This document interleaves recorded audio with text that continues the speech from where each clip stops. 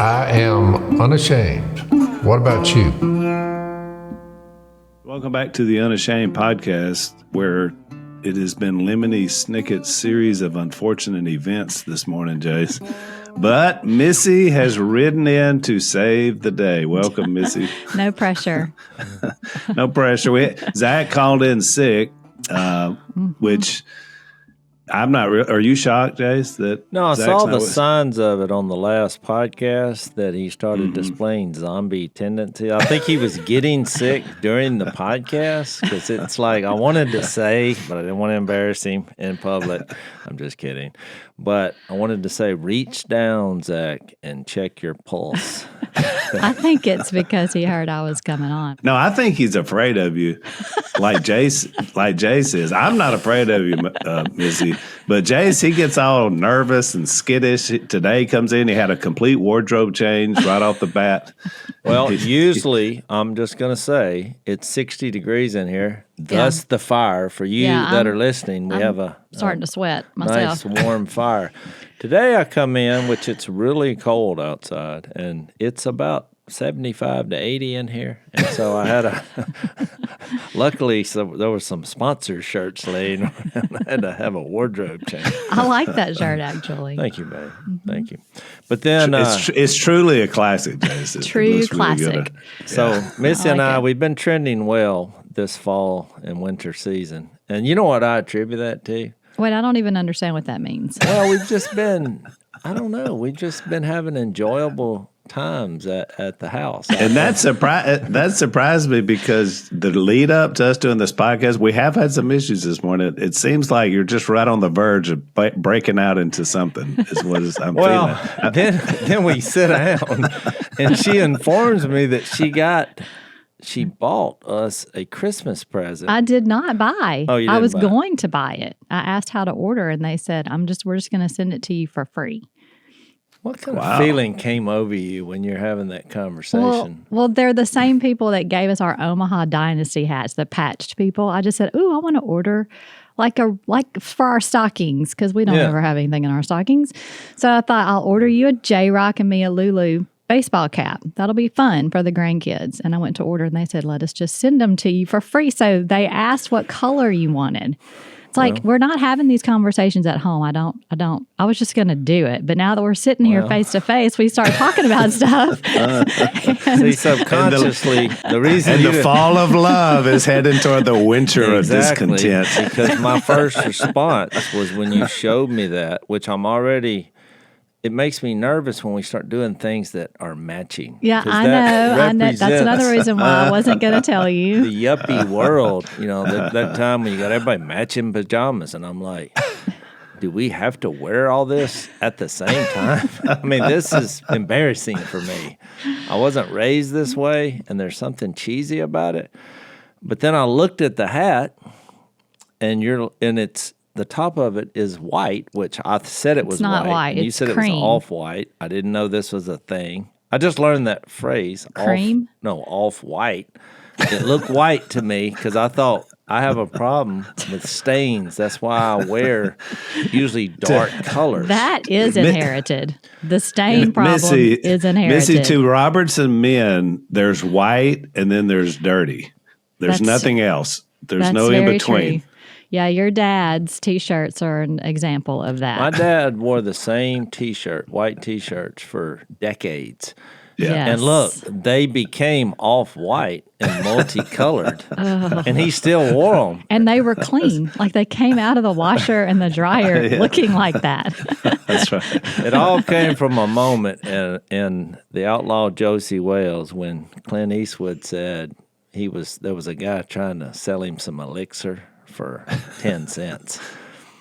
And it would cure all ailments. I'm sure you've forgotten this scene. I've never seen it because I can't watch it without you saying every single line with the actor. So I've never been able to watch it because I can't handle it. So Clint Eastwood, you're wondering what he's going to say because here he is running for his life. And here's a guy trying to sell him a bottle of elixir. And so Eastwood, he chewed tobacco and he spit on this shiny white suit of the elixir salesman, and he said, "How's it with stains?" And my dad was so enamored by that Yes, I that can he see that. embraced the stained wearing clothing industry. That was part of his "Who's a Man" montage of life. Yeah. Who's a man? I actually asked him, Al, one time, I said, "Phil, have you ever thought about buying you some new white shirts since now you have a little money? Because all your shirts, let me just state the obvious, they're really stained." Disgusting. And he said, "I'm sending a message that I work." Yep. Who's a man? He's There a it man. is. These stains he thought were a symbolic image of work ethic, which I don't disagree. It actually was. Yes. Mhm. I never thought about that. You're right, I think, about that scene motivating Dad to wear the stained stuff. Look, it's hard times, babe. Hard times. We're trying to help you understand a little bit about why we are, and especially in your case, because it's your husband. So this should explain. You got to why. remember, my dad, now all of a sudden we're going back into dad stories. I know. Well, there's a picture of him right behind you, so I can look at him while you're talking about him. But I got a question for Missy before we do whatever you want to do on the Bible study side. But before we do that, Jase, has been talking about having a walk up song, "Don't Back Down," which is the Tom Petty song, which we love because it kind of goes with our kind of unashamed life, and I think it fits you, Missy. I mean, you have preached to presidents. You have been in Just situations in libraries where there were protesters. You are a not back down sort of person, and I say that truthfully, and I respect that about you. And we have some friends in D.C. that are don't back down people. They're called Family Research Council. So old friend Tony Perkins, who's been around for many, many years, always been a big supporter of us and Dad and all the books we wrote. They're on the front lines. They fight for faith, family, and freedom. They meet with lawmakers. They help shape policy, and they keep God's truth in the conversation, in the national conversation. So we love that. We love the victories they have, and we don't want you to sit it out. We want you to act now. Check these guys out. Visit frc.org/unashamed to help keep faith alive in America. actually, I went on a duck hunt in Kansas recently. You remember that, where I was gone a couple of days. And Barrett, my good friend from Kansas, he brought up, he said, I got a question, because we were kind of being nostalgic about my dad and all that. And he's like, where did they come up? Because in our Duckmen videos, there was a spitting scene. The whole scene. Yes, I remember that. You remember that? Yeah. Mm-hmm. So we talked about that, and it kind of led us to, like, why did they come up with that? Because Burley kind of was the star of the spitting scene, because it was like, how could a man have that much spit? And I said, well, what happened was he actually wasn't chewing tobacco. Burley never chewed tobacco. He ate a cigar. If you watch it real close, instead of smoking a cigar, because he used to go around with just a cigar in his mouth that wasn't lit. He just chewed on it. Well, I think it was his, this is what I do. You realize that is actually chewing tobacco.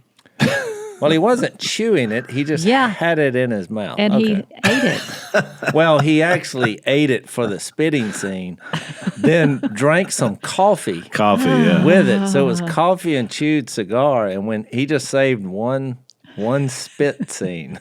So we were talking about, like, why? Yes, the slow-mo. Yeah, why did they do that? And they were trying to kind of depict that when you're in a duck blind and nothing's happened, you get bored. Mm-hmm. But I said they also did things in those videos that were so strange. They had there was a guy who met at their church, Al, and you remember him, who had like Indian blood in him, and the only reason Phil knew this, because he didn't look like Native American, but my dad joked at him about he needed to grow a beard, and he said, well, Phil, I'm Native American, and I can't grow facial hair.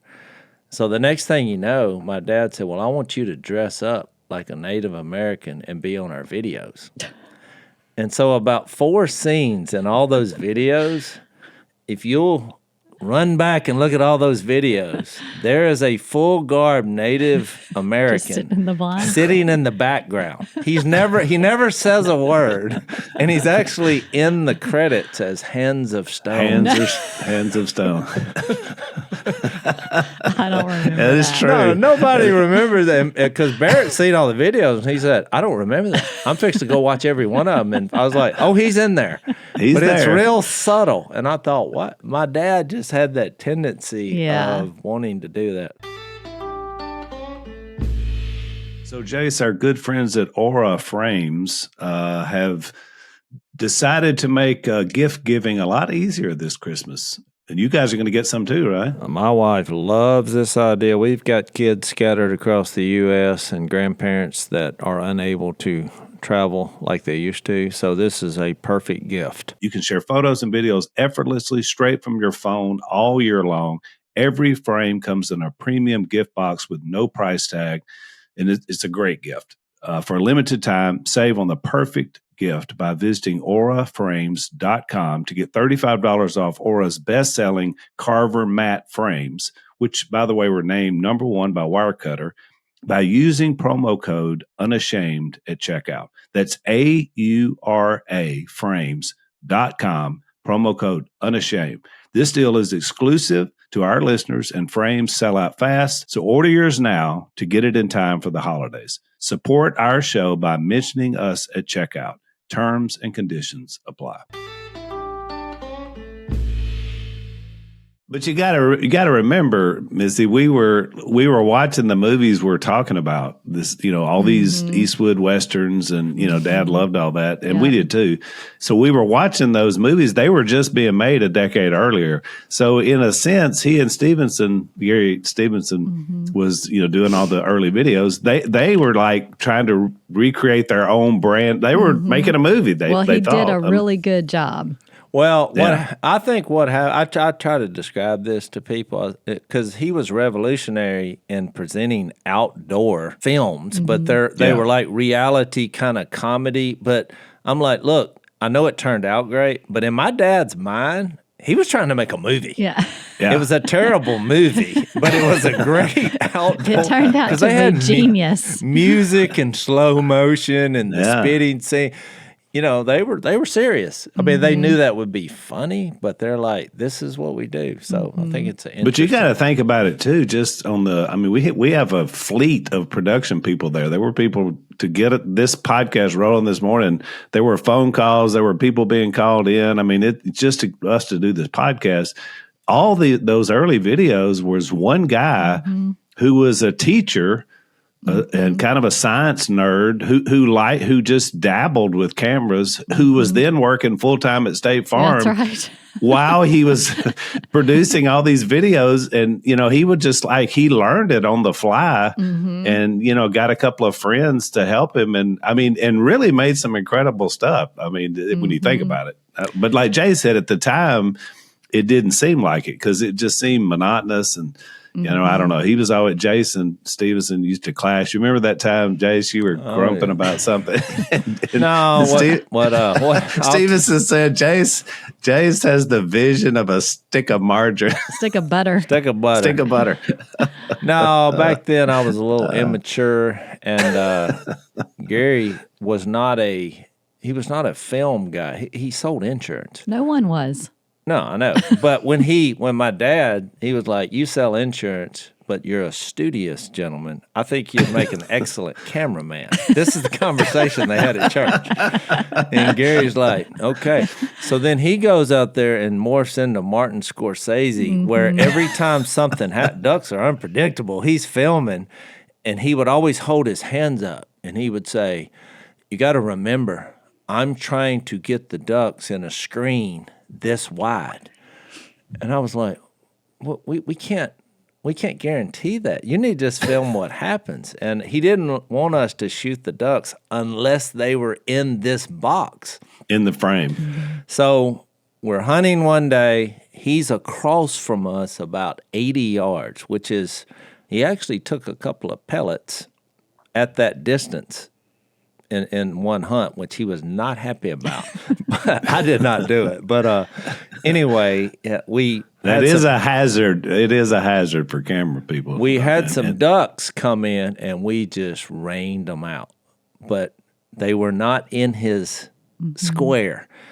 So a voice comes out. He says, "You got to remember, we're making TV here.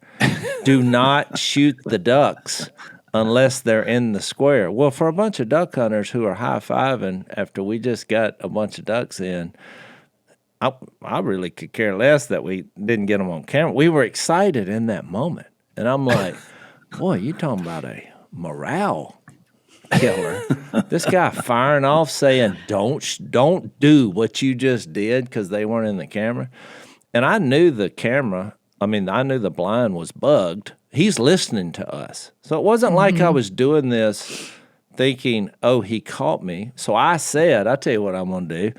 I said, the next time a bunch of ducks comes in, I'm going to fire 3 times into his station over there and perk him up. I was kidding. And he said, he called me Jason. I was Most people did then. At that time. And he said, "You have the vision of a stick of butter." It made him Oh, my dad. And laughed. we never with that. That was the whole rest of the duck season. It was said over and over and over again. And of course, then it embarrassed Gary for saying it because they were kind of just mad at each other. But you can imagine Missy with a bunch of all of us and Robertsons. It just the stick of butter never got forgotten. Well, right. And confession, it was a bad joke. I shouldn't have made that joke. I have a follow-up on that because maybe nobody ever let you live that down, but something else that Mr. Stevenson also told you was that he thought that you possibly could be an angel in disguise. Do you remember that? Vaguely? Yes, because he saw the character that you had. And Dad said the same thing about him. And he said that. He said, I think you're the closest thing to being an actual angel. So yeah, which was embarrassing. And I quickly... Man to man, he said that. I quickly said no. Well, I think it's because I was real big on not being quiet about my virgin status, and that's unusual for a teenage guy to be going around like publicly saying. I think it's more than that. It was your character overall. So when you think of stick of butter, also think of Angel because he also came back and gave you a very large compliment as well. Well, this is getting weird, but well, otherwise, I don't know why I'm here talking about duck hunting stories. I have nothing to contribute. Well, I was going to bring that's up... That's all great and good, but... I was going to bring up, in that vein, there's 2 points I wanted to bring up. So one, you brought up the hats, just giving you that. And so I wanted to bring up, I have a new a phone case, and there's a story behind this. I'm looking for who makes this. Good, because I want to give them a shameless plug. So look, I went to every outlet that sells a phone cover in our city, including the actual phone provider. And because my phone is so old, they don't have any for sale. Mm-hmm. I just could not believe it. There's walls of phone covers. Because I told y'all the story in the podcast when I baptized my phone in the first flip. The phone miraculously kept working. Yeah, kept working. But the case that was supposed to be a case for life, that's what they sold it. Life proof. Yeah, it was life proof. Anything that happens in life, we will guarantee this. A couple years later, it falls in the swamp for 20 minutes, and it literally just started deconstructing before my eyes. So I said, well, I need me a phone case. The main reason is because when you don't have a phone case, it's so slippery in your hands, I continued to drop it. But you need one, babe. I tried to give you one, and so I wanted to tell this story. So we're headed to Kansas, and I'm telling them, all my buddies, I'm like, I cannot believe that in our world that the phone has become a part of people's body. It's like a part of the family. They're not going home without it. They're obsessed with the phone. But they don't sell cases for older phones. You can't find one. They want you to buy the new phone. Yeah, and well, you convinced, because I couldn't figure it out, but you had none of my buddies could figure it out either, but you actually, it's all a marketing ploy. Mm-hmm. So Jay, after 30 minutes of this, because I went on and on about it, and he's like, well, I can get you a new phone case. And I was like, well, how? And he's like, well, there's a guy who sells phone cases. He has a company. And he claims the only reason he's still here on the earth is because Uncle Si healed him. I said, dude. I was like, what does that even Jay, mean? why did it take you 30 minutes to bring? He's like, well, let me call him. Well, wait, hold on. We're back up. We're just going to jump over this part of Cy healed someone. So that's what I said. I said, well, how did that happen? So they're at a some kind of event, and Uncle Si is there. A guy comes up, and he's just been diagnosed with cancer, and he's like, Uncle Si, I know your family are people of faith, and I'm not. I forgot all the details about his where he was at with his faith journey, but he said, I'd like for you to pray for me, and so Uncle Si prayed for him, and of course, I get to hear this story in real life from this guy's lips, like once we call him, because Jay has him in his phone. But, and he's like, there was no explanation. I go, whatever happened, the doctors were baffled, and they're like, well, we think you're good. And so he's like, I'm giving my life to Jesus. There's something that happened here. Now, look, I'm just telling you what happened. And so the Lord healed him. The Lord not healed Cy. him. But okay. I'm telling you what Jay said, Okay. which is what at the end of this, I was like, Jay, you need to work on how you present that story.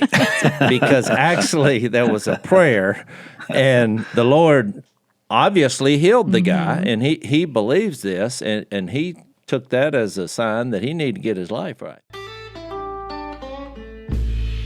So as a consumer, here's the thing. You actually get to hold the success of a business in your hands, because their success, it depends on whether you're going to spend your money with them or with their competitor. So my friends at Pure Talk, they want to say a heartfelt thank you for choosing them for your wireless needs. Because of you, Pure Talk has had a record-breaking year.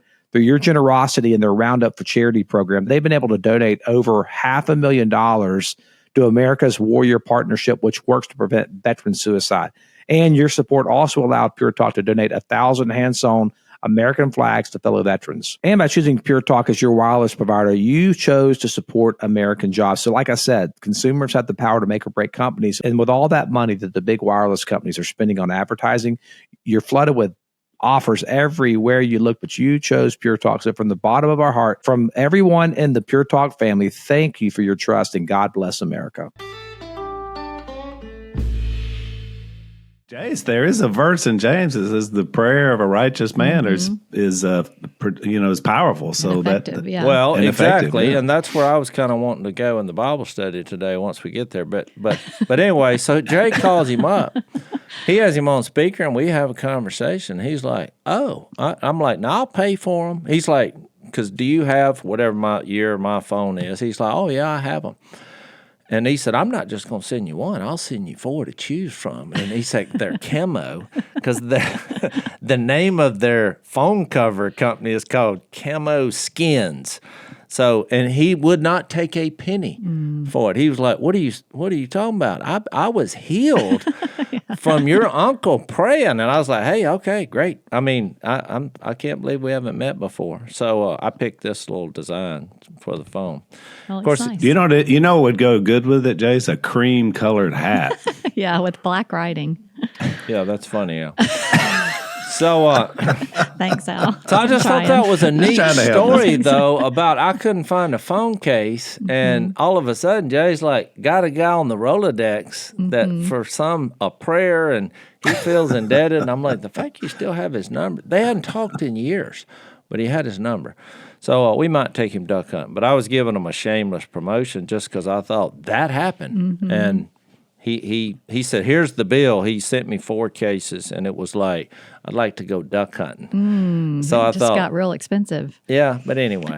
So I thought I'd give him a shameless plug in case the duck hunt doesn't work out. But So, Jase, I know you and Missy got some events coming up in the next couple of months. You want to tell the folks about it? yeah, which is another sign that I've gotten over my nervousness about us doing events and podcasts together. So we actually tested the waters this past year, and I think it went well. Yeah, I guess we're doing well because other people are asking us to come. So Yeah, and look, it's so in February, you know, there's a big special day in February called Valentine's Day. yes. And so there are groups of people that think it's a good idea for Missy and I to come and spread a little love in the air. We're going to host a date night. We're hosting date night. So February 14th at the White River Conference Center next to Bass Pro Shops.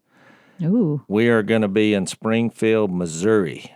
So if you're interested in coming, you can go to teamcto.org and find out everything you want to know. And then the next weekend, Yes. on February 20th, and this is 2026, Yeah. obviously, Yeah. we're going to be in Sanford, North Carolina, February 21st. Well, we're actually going to be there the 20th and the 21st. I'm speaking to the men, you're speaking to the ladies, and then we're going to talk about loving God and loving others. So Yeah, and that's at the Dennis Wicker Civic Center. So you can go to hsbcbwaync.org.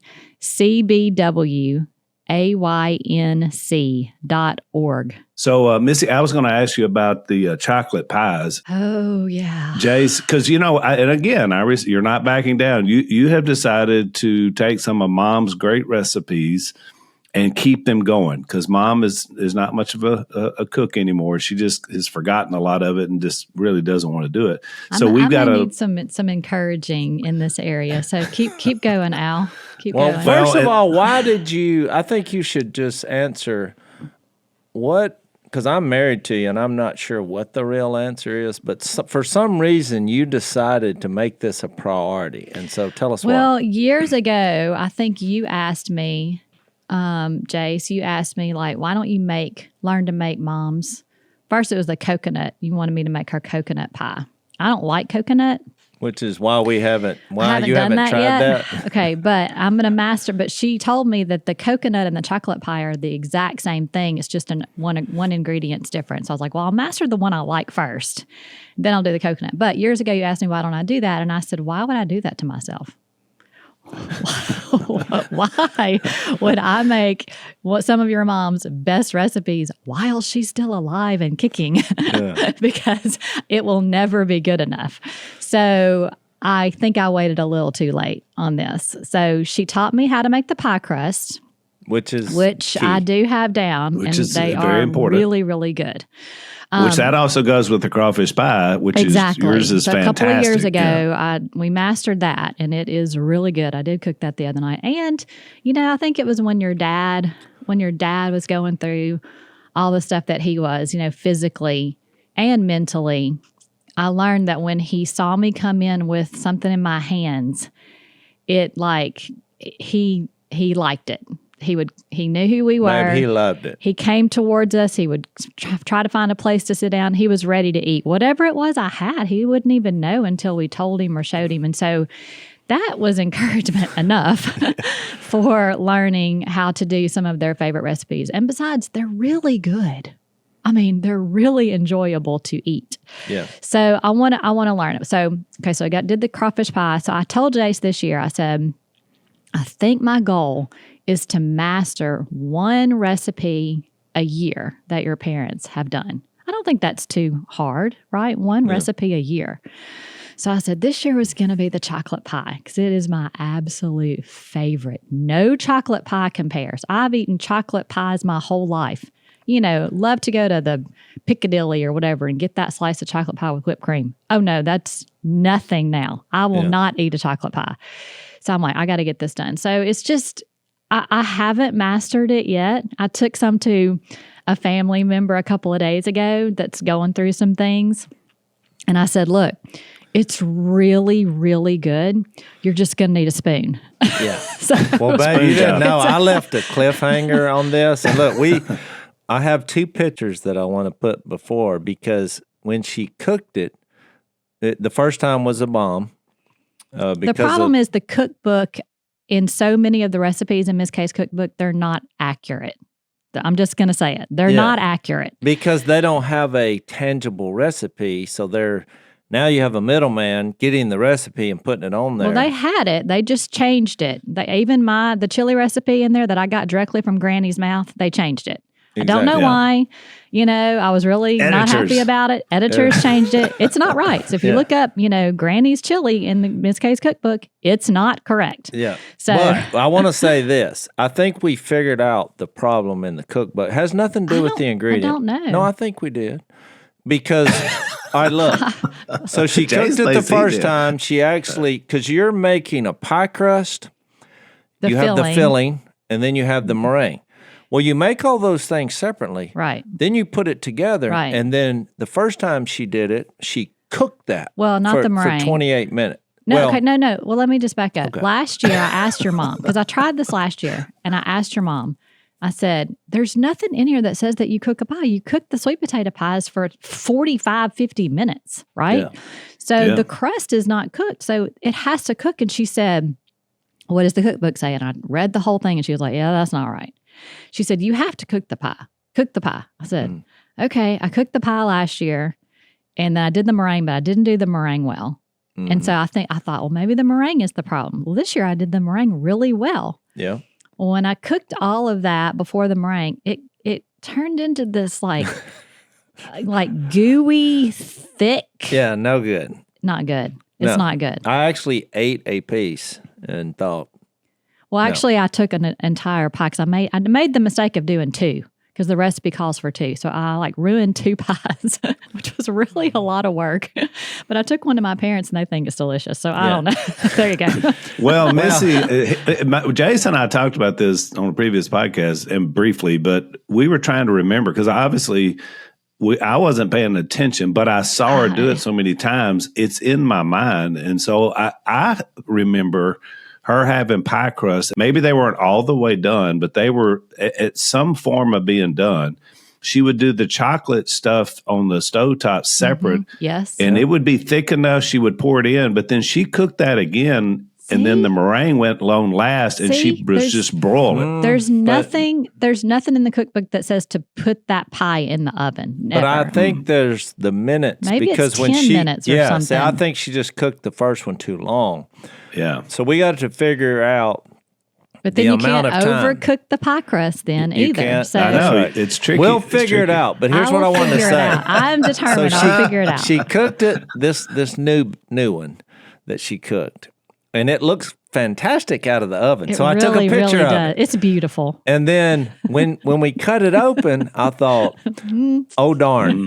Because it was like popping a balloon and just going, so I took a picture of when we were down to the last piece. Last night. This is good comedy gold. However, when you see this picture, it was so good that I thought, babe, it's okay. And she's like, isn't this so pitiful? Look at this. I'm like, it doesn't matter. You have the ingredients perfect. All she has to do is to make it look good and have the consistency of it. Because it tastes exactly, which is where the one she cooked too long, it lost something in cooking that long. But this here, Al, it was absolutely perfect in taste, but it was like a 4 in texture because it's a chocolate soup. So the first time I got a term life insurance policy was right after Layla was born, because I was very concerned that if something happened to me, that I wanted my daughter, my newborn daughter, and my wife to be taken care of. And I've had term life insurance ever since. So it's been over 20 years now. So I highly encourage that everybody should have a term life insurance policy. And there's no better time than now to check out Fabric. So Fabric by Gerber Life It is a term life insurance policy that you can get done today, made for busy parents just like you, all online, all on your schedule, right from your couch. You can be covered in under 10 minutes with no health exam required. If you've got kids, and especially if you're young and healthy, the time to lock in your low rates is now. Even if you have life insurance through your employer, you got to remember this. It may not offer enough protection for your family, and it may not follow you if you ever leave your job. Fabric has flexible, high-quality policies that fit your family and your budget, like $1 million in coverage for less than $1 a day. And there's no risk. There's a 30-day money-back guarantee, and you can cancel at any time. Fabric also has free digital wills, tools to invest in your kids' future, and more, all right from your phone. So join the thousands of parents who trust Fabric to help protect their family. Apply today in just minutes at meetfabric.com/unashamed. That's meetfabric.com/unashamed. MEET fabric.com/unashamed. Policies issued by Western Southern Life Insurance Company, not available in certain states. Prices are subject to underwriting and health questions. Well, so here's the deal I've learned, because it's a lot of time. It's hours and hours and hours of my life, and I still haven't got it right. So Bonnie, my aunt, our assistant, is texting me business stuff all morning while I'm trying to do this. My hands are dirty. I'm trying to get all this done. And so I said, sorry, this is what I've been doing. And I took a picture of this beautiful pie and sent it to her. I said, this is what I've been doing. And she said, ooh, can't wait to try a piece. And immediately I thought, do I love you that much? I don't know. It was just such a flippant comment. I've been working for hours and hours trying to get this right. And she's like, ooh, can't wait to try it. Like, I don't know. You're going to have to earn that once I get this right. It's really good, you know. I mean, look, babe, it's elite in far as delicacy of what our parents created. And I'm not even a chocolate. I've made that known. I've never been a big chocolate fan about anything, but I have to eat it because it's one of the greatest things I've ever eaten. I'm going to do it.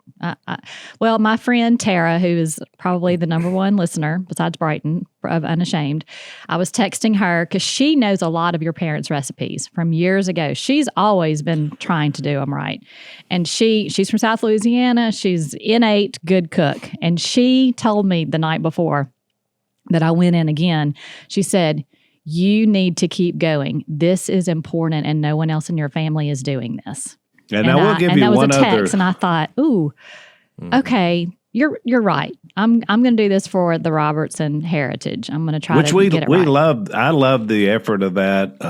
Phyllis learned how to do mayhaw jelly for the same reason, because we knew somebody had to know how to do these things, for the future. Mm-hmm. And I don't know that we'll always do it like they did it, like as consistency as they used to cook. Well, I've already dumped the double boiler, so I'm not doing that. That's way too difficult. We have too much better pots and pans these days. We don't have to do that. But so some things are going to be a little bit different, but I do believe that passing so many things down, not just recipes, but passing so many things down from our families is very important to our children. Because, let's face it, a lot of what Mom learned, she learned from Granny, which was, Dad's mom. Mm-hmm. So those were passed down to her.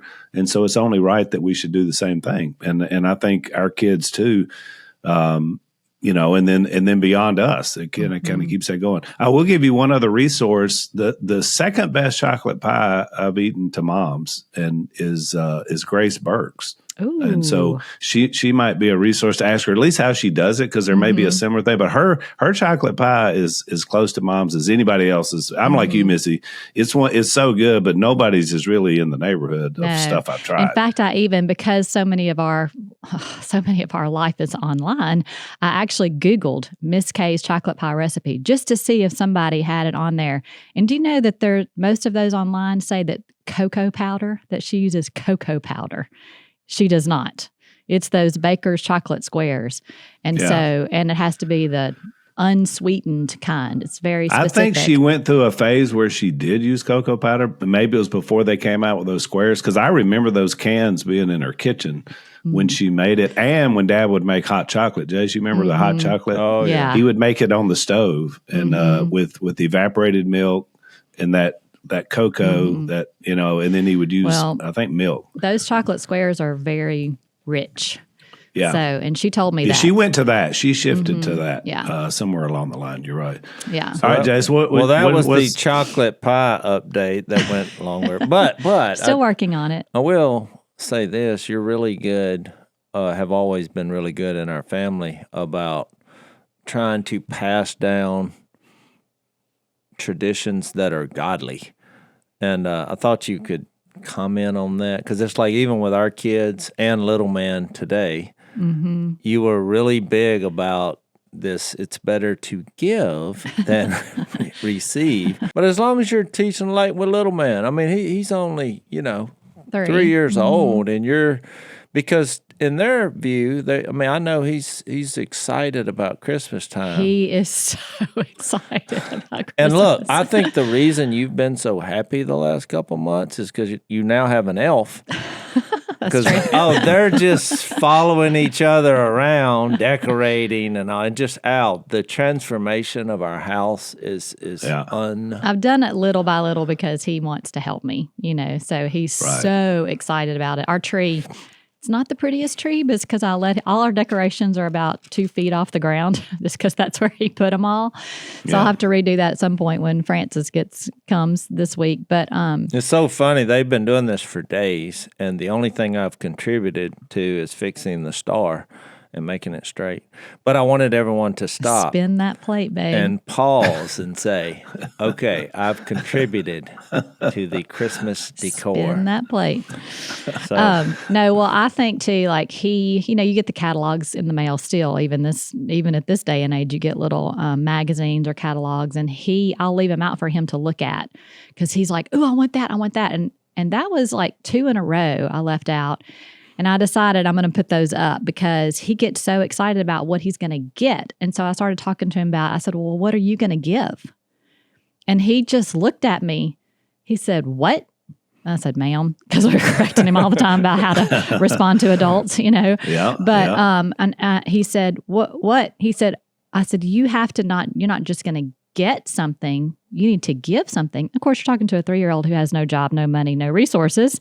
So I'm thinking I'm going to have to teach him how to make something for people in the family, because that's the best way to do it, is actually spending time, not just going to the store and spending someone else's money and saying, I got you something. And so I'm collecting some things that we're going to do some crafts, together that he can give to certain members of the family. And you're teaching him a little work ethic. But it made him stop and think. So then it was so cute. Then he started going through the toy catalog and saying, you can have this, Lulu. J-Rock, you can have this, and pointing, and he understood like the girl things. He started looking at the girl things for me and the boy things for J-Rock. So at least it's starting in his mind, like, I need to think about other people and not just myself. So I don't know if Missy knew this. So she started this conversation. Well, then I got up with him one morning, and he's in there on his little place, scrolling through the Christmas catalog, putting check marks. what? Had a marker, and I'm like, what's with the check mark? He's like, well, this is what I'm getting for people. I was like, you've pretty much check marked the entire catalog. So let me explain something to you. Until you get a job and have some money, we can't just get all this. Even though your heart's right, you want to give this. There's too many check marks there. Well, buddy. let me say this. There was a time which every year for years we've done this. And I think it's because back when Reed was in the first grade at OCS, he had a classmate whose dad had Lou Gehrig's disease. And there were 3 siblings, and Ellie was the oldest, Reed's age, in first grade. And I remember this so vividly because at the end of the first grade year at our Christian school, the first graders put on a little production about what they're going to be when they get older. And it's all these different jobs, and they dress up, and it's the cutest thing, and they do it every year, like at the end of the school year. And we had to change locations to do it because we had to accommodate the dad in the wheelchair. And the wheelchair was extensive because, with Lou Gehrig's disease, there's a computer, keyboard, breathing apparatus, all the stuff that's happening. And so we did it in the cafeteria. So we're already in a different place. And then the dad of one of their classmates is here in this wheelchair. And I feel like it's probably a core memory for Reed and all of the kids in that class because it was very striking to me. And so we did that. And then 3 months later, like the first or second week of the next school year, he died. He passed away. And I took Reed to the funeral. And it just made a big impact on starting that year and kind of a downer for his class and for Ellie and for her family. And so that Christmas, they were just on my heart. And it was 2004. So Elf, the movie Elf had come out the year before. So I thought, why don't we make Ellie and her family like a movie basket? And, DVDs were like $20 probably. It was probably just come out on DVD, so it was the most expensive one. And so I was like, we don't have much money, but I think I remember spray painting an old Easter basket, like red, because I didn't want to have to buy a new basket, and kind of filled it with, I asked Reed to find out, like what their favorite candies were. And I put a couple of bags of microwave popcorn and like 3 or 4 different sodas, like bottled sodas in this basket. So I was trying to keep the cost low, but it ended up being like $30 And we gave it to them. Reed helped me do it. We gave it to her mom for Christmas, like the last day of school. Just said, want to give you this to help y'all have a Merry Christmas. Because I just thought, man, it's the first Christmas without their dad. So an Elf we knew is a really funny movie. Maybe it will bring some joy to their life, Well, it did. They loved it. She just, even years later, she ended up teaching at OCS. And years later, I saw her in the hall and she said, I just don't know if you understand what that did for our family back then. We laughed and laughed and laughed that night at that movie together. So but my point for telling this is that the next year for Christmas, Reed said, who are we giving a movie basket to this year, Mom? Wow. And I was like, I wasn't thinking that way. And so every year of them growing up, we chose a family to do something for. It wasn't a movie basket. I just felt like that family needed that. But we would do something for a family or for one person or something. But Reed is really the one that brought it to my attention that we need to make this an annual thing. Because, kids are all about routine. They love routine. And then he saw how they reacted to the act of giving and bringing joy. And he's always been very sensitive, Reed has. And he's always been very giving. So he wants to give away everything he has when he sees someone in need. He'll just give it to them.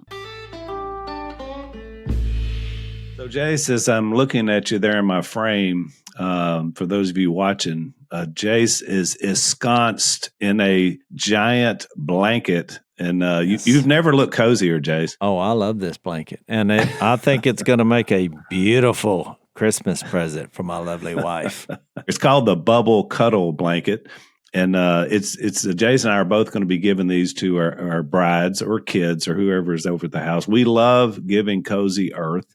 They have a lot of great products that we love. They have the bamboo sheets. They also have pajamas that are fantastic as well. And Jase, I know that Missy's been buying the Cozy Earth pajamas way back, even before they were sponsors on the podcast. I love the pajamas. I don't like taking pictures with the entire family with matching pajamas, but they seem to love that. So Cozy Earth are great. They make every day feel like a special occasion. They also have a 10-year warranty and a 100-night trial for their sheets. So you can't go wrong with these, and you won't want to give anything back. I can promise you that. Give the gift of everyday luxury and make every moment comfortable. Head to CozyEarth.com. Use our code UNASHAMED for up to 20% off. And if you get a post-purchase survey, be sure to mention you heard about Cozy Earth right here on the Unashamed podcast. Give the gift of comfort that lasts beyond the holidays and carries into a cozy new year. CozyEarth.com. Use the code UNASHAMED. But That's why I think the spirit of Christmas is such a good Yes. thing and a real thing because, and you said it, Missy. I mean, and you think about the traditions. I mean, Jesus, if nothing else, you see his 3 years that he was doing ministry on the earth. He centered everything around those Jewish festivals that were happening. He'd go to Jerusalem. So obviously he understood the idea of traditions that had been around. Obviously, Jesus has been around forever, so it wasn't like it was new to him. But I think he showed us something in that. So what you just described, which is a beautiful picture, is the best thing about Christmas season, and that idea that it's personal and that it matters to people, and that you are thinking about it throughout a process. Bailey is kind of my most creative grandchild, or one of the most creative, I should say, I guess. And she's always thinking of things she can make for people. And last year she gave to Lisa and I, and to Mom, and to Hawk and Bill, which is kind of our adopted bachelors in our family. She went through and made calendars for them of everybody in the family's birthdays. And so she would draw these pictures on a person's birthday that it was associated with that person, like something they liked, they're a fan of this, that, or the other. But I mean, think about the time that would take to make several calendars and draw these pictures in them, and because she gets that from Mom too, and gave that as gifts. Well, everybody loved that. I mean, it was so they're like, are we getting another calendar this year? I mean, they've already asked because it reminds them of everybody's birthday, which is important. So I believe that it's teaching your children to be givers. And if you don't teach them to be givers, they will be takers. And it doesn't just happen automatically.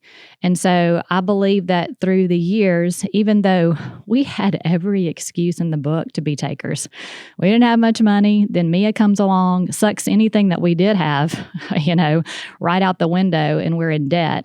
There was no reason for us to even think along the lines that we shouldn't be takers we should be the ones in need and having the baskets given to us.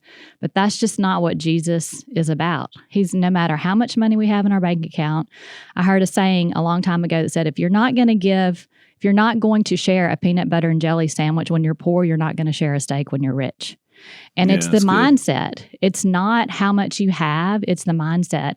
And I think about not just Christmas, but about baby showers, wedding showers, hosting different things like that. A lot of people just skip those. But then when it's time for their daughter to have one or granddaughter, it's like, well, no one came to my shower. Like, well, how many have you been to in the last year? And so there's always a reason to say, well, I'm too busy or I don't have the money. But then you can always find a way to give, whether it's something small or something large. When we started receiving, in the Duck Dynasty years, more money, then we would take on an entire family's Christmas, including a mattress, that a child needed. Can you imagine having a mattress on your Christmas list? If there's a family that puts a mattress on their Christmas list, I'm going to help that family. Yeah, and you've done a good job with that. Well, we didn't get to our Bible study, but I will say this. I think this has been a good Christmas episode, but we had something I want to bring up in our closing minutes. So the first guy I shared Jesus with was my best friend in high school. Oh, yes. And he recently spoke, and my point of telling this story is the best thing you can do is actually give Jesus to someone. And the resurrection, which we're at here, makes all this possible. And we have hard heads thinking, well, we don't know when Jesus was born and why are we celebrating Christmas and all this. But, when you start thinking about Easter and the resurrection, that makes all this possible. I mean, there's a new creation that was launched. And seeing that 35 years later, I guess, in a human being, so he goes and gives a speech at a men's retreat, which he invited me to come, but we were on the road. And this is Blake, your best friend from high school, and the first person you ever preached Jesus to. And he's been on the podcast. We actually had him on an episode somewhere.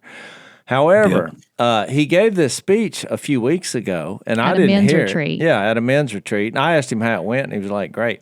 Well, this past Sunday, he gave me the speech.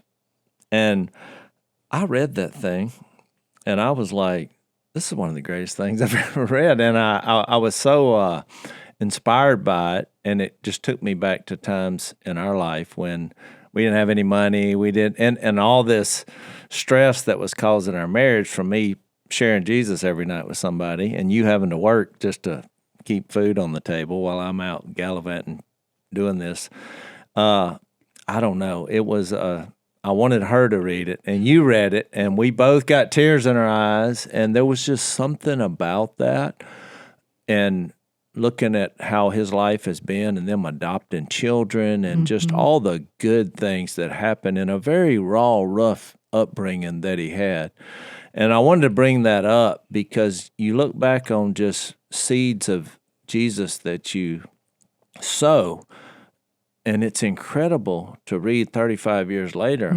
You're talking about a transformation. It's the greatest gift that you could ever give someone. It was so transparent, authentic, humble, real, honest. It was very inspiring, that speech. And it was about 20 to 30 minutes it took me because I read every single word and I got choked up. But I told Jase, I mean, after it kind of marinated in my heart for a little bit, I said, you know, those first few years of our marriage were really hard because we were dealing with so many people and all of their problems. And Al, you and Lisa were there with us. Yep. Doing the same thing every night. We were never alone. And that was hard. But reading that Blake wrote, I said it makes it all worthwhile because he's not the only one. He was one of hundreds, and it just makes it the kingdom of God so much sweeter.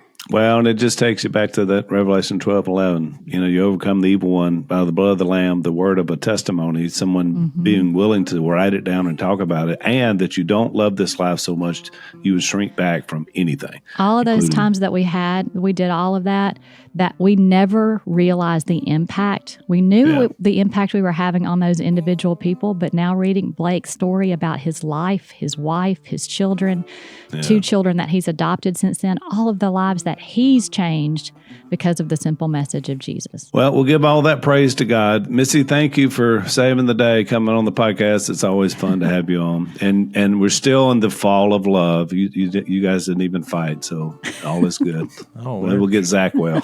We're trending. We're trending well. We'll see you next time on Unashamed. Thanks for listening to the Unashamed podcast. Help us out by leaving a rating and review on Apple Podcasts. And don't miss an episode by subscribing on YouTube. And be sure to click the little bell and choose all notifications to watch every episode.